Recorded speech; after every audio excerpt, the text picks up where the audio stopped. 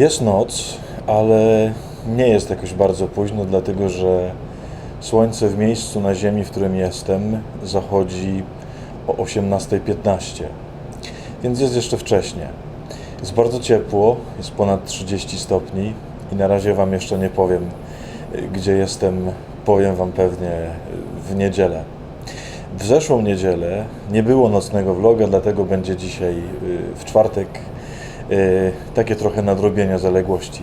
Więc tak jak zawsze serdecznie zapraszam na czołóweczkę, a potem gadanko.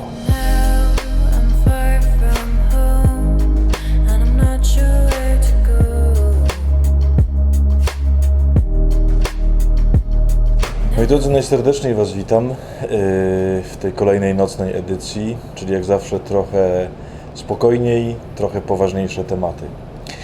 Moi drodzy, ten dzisiejszy odcinek będzie w sumie kontynuacją tego, co we vlogu było przez ostatnie 3 odcinki. Jeśli oglądaliście, to wiecie, jeśli nie, to zajrzyjcie. Przez ostatnie 3 odcinki vloga opowiadałem o Ruth, o historii niezwykłej kobiety, która jest pewnego rodzaju obrazem duszy, której poszukuje Pan Bóg po to, żeby ją poślubić. Ale kiedy skończyłem te 3 odcinki, tak sobie pomyślałem, że bardzo byłoby warto coś jeszcze opowiedzieć z tej księgi, nie o niej, ale o nim, czyli o Bozie, o jej wybranym, o jej potem przyszłym mężu, nie w kluczu Pana Boga, czyli nie w kluczu tego, który poszukuje żony, ale w kluczu Boza jako mężczyzny. Nie będzie żadnym odkryciem, jeśli powiem, że mamy w dzisiejszym świecie ogromny deficyt mężczyzn, męskości i też kandydatów, dobrych kandydatów na mężów. Zresztą pod tymi odcinkami ostatnimi 3 pojawiało się mnóstwo komentarzy, szczególnie pod tym ostatnim, gdzie się pojawili panowie, z którymi byłem w Górach Skalistych. Ojcze, daj jednego z nich na męża. Chciałem opowiedzieć w tym odcinku o 3, one są pewnie nie wszystkie, bo jest ich pewnie znacznie więcej, ale o 3 cechach mężczyzny, które decydują o tym, że on będzie dobrym mężem. Chciałem ten odcinek skierować po pierwsze do pań, żeby kiedy myślą o mężu, to żeby patrzyły na swoich kandydatów przez te kategorie. Do panów chciałbym to skierować, żeby pomyśleli, czy są takimi mężczyznami. Tak jak mówię, to są tylko 3, nie jedyne, nie wiem czy najważniejsze, ale wydaje mi się, że ważne. Więc popatrzmy przez chwilę na Boza i na to, jakim on był kandydatem na męża. Otóż jakie są te 3 cechy? Pierwsza cecha to jest taka cecha podwójna, taka cecha, w której mężczyzna się składa jakby z 2 rzeczywistości i wydaje mi się, że dobry mężczyzna, prawdziwy mężczyzna, dobry kandydat na męża ma obydwie te rzeczywistości.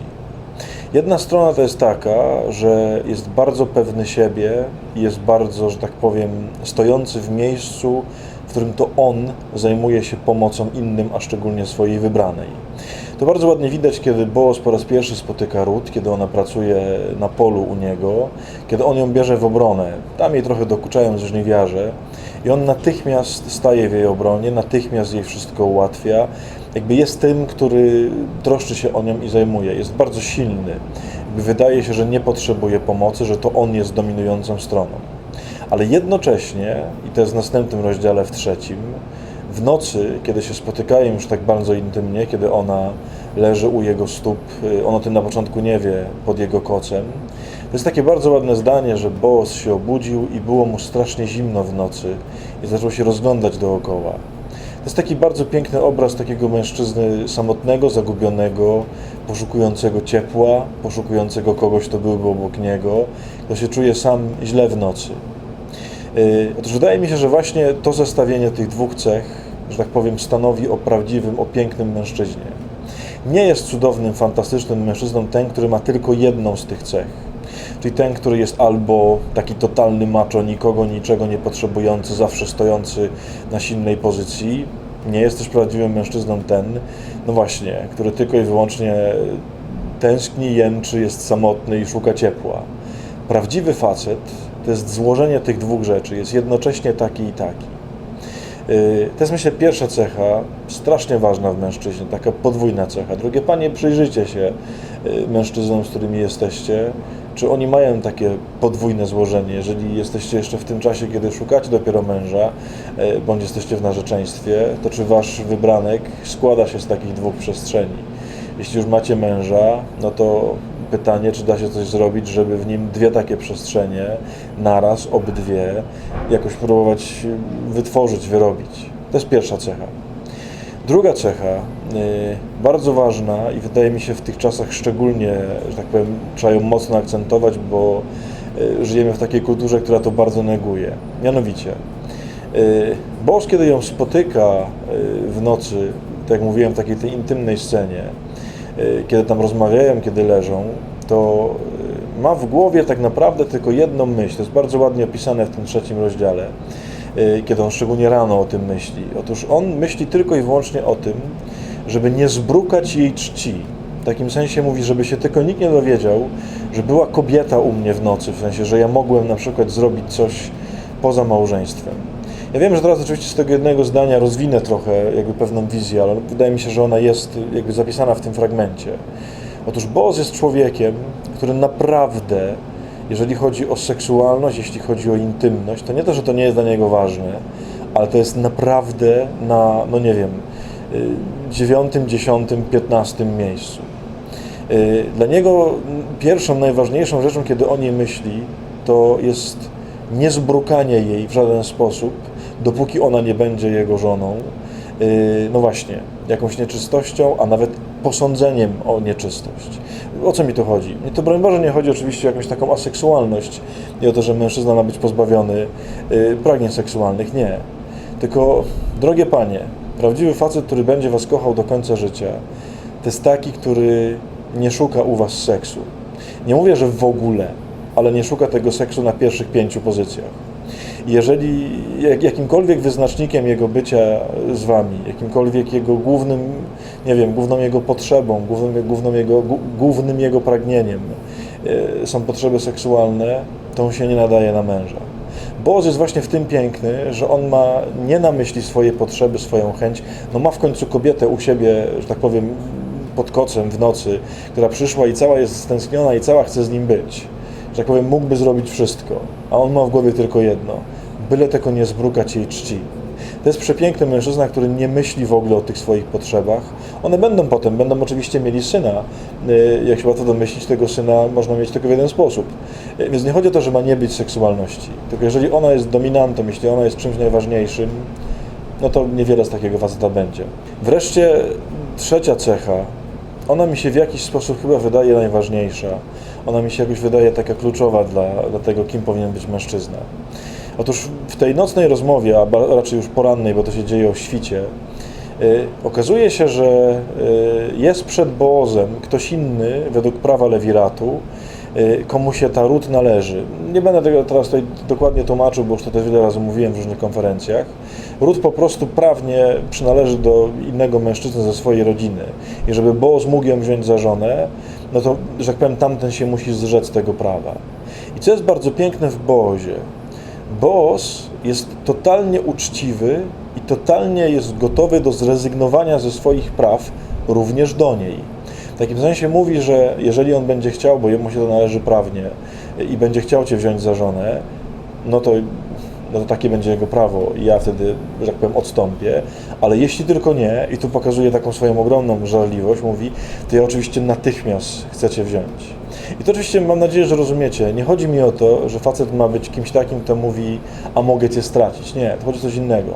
On jest gotowy na stratę, dlatego żeby być wierny prawdzie, być wierny, nie wiem, przykazaniom, być wierny miłości i tak dalej, i tak dalej. O co mi chodzi? Mężczyzna prawdziwy to jest mężczyzna gotowy na poniesienie straty i ofiary. Mam takie wrażenie, że jedną z najgorszych cech mężczyzn, na tym polegają wszystkie problemy z mężczyznami, jest takie, że mężczyźni są skrajnymi egoistami. Nie to, żeby oczywiście kobiety nie były, ale mówię też to z własnej perspektywy jako mężczyzny. My jesteśmy absolutnie skrajnymi egoistami. I prawdziwy, dobry facet, prawdziwy mąż to jest taki, który próbuje ten egoizm okiełznać, który jest gotowy na stratę, który jest gotowy na to, żeby ponieść jakąś ofiarę, żeby stracić coś, co będzie dla niego dobre. Drogie panie, zbadajcie to, czy on jest gotowy na to, czy on jest w stanie ustępować, czy on jest w stanie się wycofywać, czy on jest w stanie tracić, czy on jest w stanie rezygnować z tego, co dla niego najważniejsze. Tylko ktoś taki będzie kochał prawdziwie do końca życia. Chciałbym, żeby te 3 cechy stały się jakimś oczywiście punktem do przemyślenia, żebyście spróbowali pomyśleć, drogie panie, czy te punkty dotyczą waszych kandydatów, drodzy panowie, czy one są o was. Wydaje mi się, że to są 3, jedne z wielu, ale 3 absolutnie przepiękne cechy mężczyzny, a szczególnie mężczyzny, który ma być mężem. Taki ktoś rokuje na fantastycznego męża i takiego męża warto szukać po prostu. Tyle. Nie będę robił oczywiście 3 odcinków teraz o Boazie. Ten jeden niech wystarczy, ten nocny na spokojnie, bo wydaje mi się, że ten temat jest ważny, jakby co z tymi mężczyznami. Bo bardzo byłoby fajnie, żeby nam się tych prawdziwych mężczyzn, i mówię też to w tym kierunku, no trochę więcej zrobiło, żeby nie było takiego deficytu. Więc drogie panie, szukajcie takich i nie obniżajcie swoich własnych standardów. A drodzy panowie, bądźcie tacy, nie, źle powiedziałem, drodzy panowie, bądźmy tacy, bo takich mężczyzn ten świat potrzebuje. Oj, mimo że nie jest tak późno, to jestem już strasznie padnięty, wstałem dzisiaj o 5:00.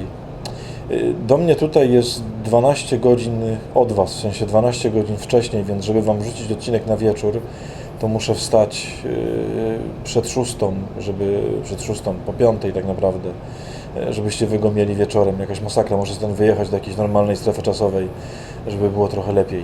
No dobrze, to tyle. W niedzielę wam trochę więcej opowiem o miejscu, w którym jestem. Będzie w ogóle fascynująca historia, ale to w niedzielę. Tyle na dzisiaj. Serdecznie was pozdrawiam, życzę wam najlepszej nocy, trwajcie z Bogiem i do usłyszenia, mam nadzieję, w następnym odcinku. Dobranoc. Pa.